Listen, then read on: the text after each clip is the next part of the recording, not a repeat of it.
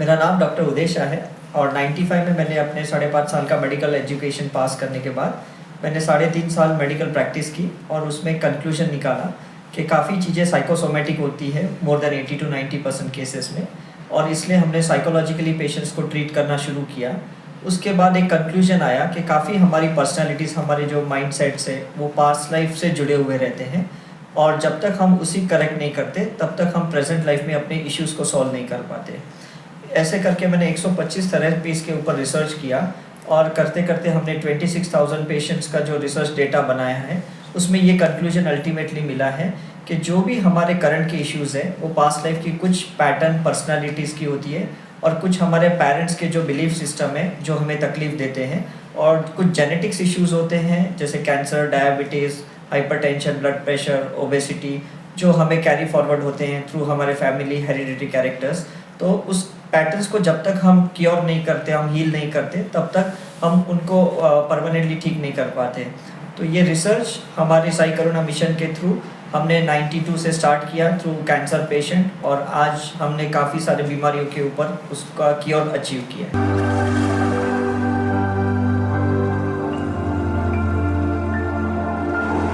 What inspired you to get into this profession basically? या actually medical practice में जब मुझे काफ़ी उसके लिमिटेशंस पता चले तो मुझे लगा कि कहीं ना कहीं अब रिसर्च करना ज़रूरी है। इसलिए मैंने कुछ पेशेंट्स के जो रिपोर्ट्स करवाए, पैरामीटर्स चेक करवाए, उसमें मुझे समझ में आया था कि पेशेंट्स को एक्चुअली ये बीमारी नहीं होनी चाहिए थी, लेकिन पता नहीं उसे क्यों है। जैसे काफ़ी साधु संतों को मैंने देखा, उनको कैंसर है, डायबिटीज़ है, ब्लड प्रेशर है, जबकि वो इतना मेडिटेशन करते हैं, इतना डाइट कंट्रोल करते हैं, उसके बावजूद उनको इतनी बड़ी बड़ी बीमारियाँ क्यों होती है। और वो मेरा एक विषय का कारण बन गया रिसर्च का, और मैंने जब किया तो मुझे पता चला उनके पास्ट लाइफ के कुछ ऐसे अनहील्ड इश्यूज़ है जिनके वजह से उन्हें ये प्रॉब्लम हुआ। और मैंने उन्हें रिक्वेस्ट किया मुझे पास्ट लाइफ रिग्रेशन आपकी करने दो, और जब रिग्रेशन किया तब पता चला कि ये जो बीमारी इस लाइफ में है ये किसी और लाइफ से उनकी आई थी जो अनहील्ड थी, जो क्योर नहीं हुई थी, इसलिए उन्हें बाय डिफ़ॉल्ट वो बीमारी आई। यही कारण था कि काफ़ी बच्चों के ऊपर मैंने जब रिसर्च किया तो पता चला उन्हें जुवेनाइल डायबिटीज़ हुआ, बचपन से ही उन्हें अस्थमा का प्रॉब्लम हुआ, बचपन से ही उन्हें जॉन्डिस होता है जैसे बॉर्न होते हैं, तो उसका कारण क्या है।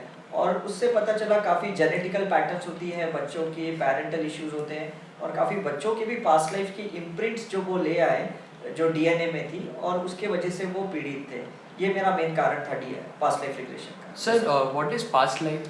पास्ट लाइफ इज व्हाट कि आप अपने प्रेजेंट लाइफ से एक एनर्जी लेवल पे पीछे जाते हो, और पीछे वो सारी चीज़ें वापस देखते हो जो आपसे गलती से की गई थी, या आपके साथ किसी ने गलत किया था, और आप फॉरगिव करते हो उन्हें, और अपने लिए भी फॉरगिवनेस सीख करते हो, तब जाके आपकी प्रेजेंट की वो एक नई लाइफ क्रिएट होती है। सर, कोई ऐसा केस आप बता सकते हो जो पास में जाके क्योर हुआ हो?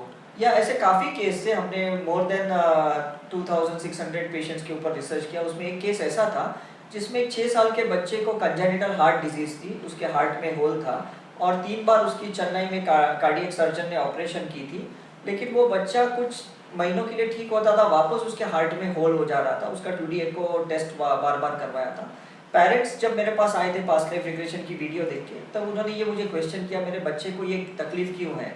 मैंने उनकी मदर की पास्ट लाइफ रिग्रेशन की, तब मुझे पता चला कि वो बच्चा पास्ट लाइफ में उनका अंकल था जिनको कैंसर की तकलीफ थी, और वो महिला उसको बर्दाश्त नहीं कर पा रही थी, तो उसने कैसे भी एक चाकू लिया, खंजर लिया, उसने उसके छाती में डाला, और वो मर गए उसके अंकल। लेकिन जाने से पहले वो अंकल ने उनको बद्दुआएं दी कि एक लाइफ में वापस आऊँगा और मैं आपकी लाइफ ख़राब करूँगा, और वो अंकल उसके बेटे के फॉर्म में ये लाइफ में आए। इन्होंने बहुत क्लियर कट देखा, उन्होंने उनके साथ इंटरेक्ट किया, फॉरगिवनेस सीख किया, और 2-3 महीने तक उनको हीलिंग की, फॉरगिवनेस की, और उसके बाद वापस 2D एको टेस्ट करवाया, तब उनका बच्चे का हार्ट का होल टोटली बंद हो गया, उसको सर्जरी की भी ज़रूरत नहीं पड़ी। आप जब भी पास्ट लाइफ ये सब कर रहे थे तो आपने कभी कोई अनयूजुअल एक्सपीरियंस किया है, मतलब कोई एक्सट्रीम चीज़ जो आपने कभी या एक्सपीरियंस मैंने काफ़ी किए। ये ऐसा हुआ कि हम लोग जब किसी एक रीज़न की वजह से कोई पास्ट लाइफ रिग्रेशन करते हैं, और वो बंदा किसी और अलग लाइफ में जाता है और कुछ अलग उसका कुछ कॉज निकलता है, तब जाके ये अनयूजुअल एक्सपीरियंस हुआ। फॉर एग्जांपल कुछ लोगों को ड्राइविंग में डर लगता है, कुछ लोगों को स्विमिंग में डर लगता है, कुछ लोगों को फायर से तकलीफ होती है, और जब हम उनका रिग्रेशन करते तो पता चलता है कि वो कभी ड्राउनिंग से मर गए, कभी आग से जल के मर गए हैं, कभी किसी ने उनका मर्डर किया है, और कभी उन्होंने कुछ मेडिसिन्स लेके ओवर मेडिसिन लेके उनकी डेथ हो गई थी। तो ये लाइफ में उनको मेडिसिन्स खाने से डर लगता है, फियर है, इसलिए वो डॉक्टर के पास जाना पसंद नहीं करते। ऐसे काफ़ी ऐसे एक्सपीरियंस हमने लिए।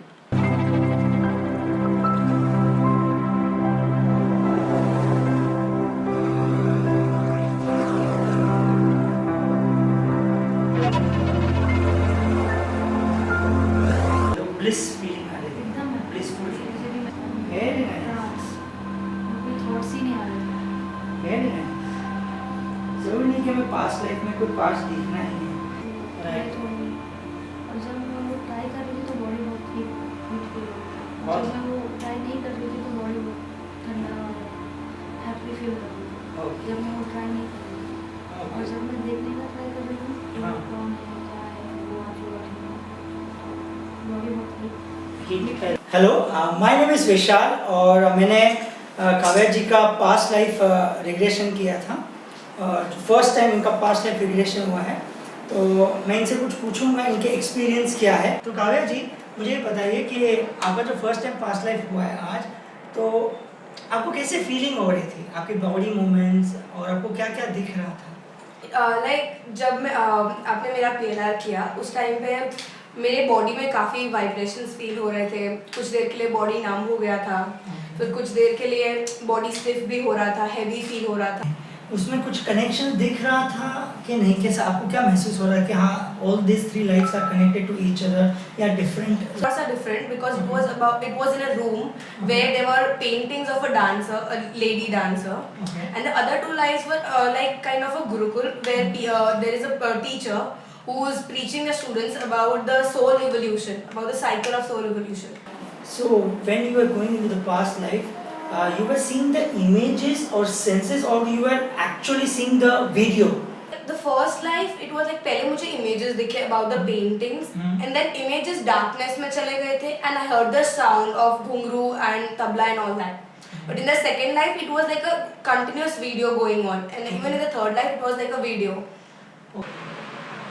सो पास्ट लाइफ रिग्रेशन में हीलिंग बहुत कंपलसरी होती है, बिकॉज जब हम किसी के सोल की कॉन्शियसनेस को शिफ्ट करते हैं तो कुछ ऐसी भी हम लाइफ देखते हैं जो हम टॉलरेट नहीं कर पाए, बर्दाश्त नहीं कर पाए, इसलिए उन्हें हीलिंग करके, उन्हें फॉरगिवनेस करके उसको क्लियर करना पड़ता है।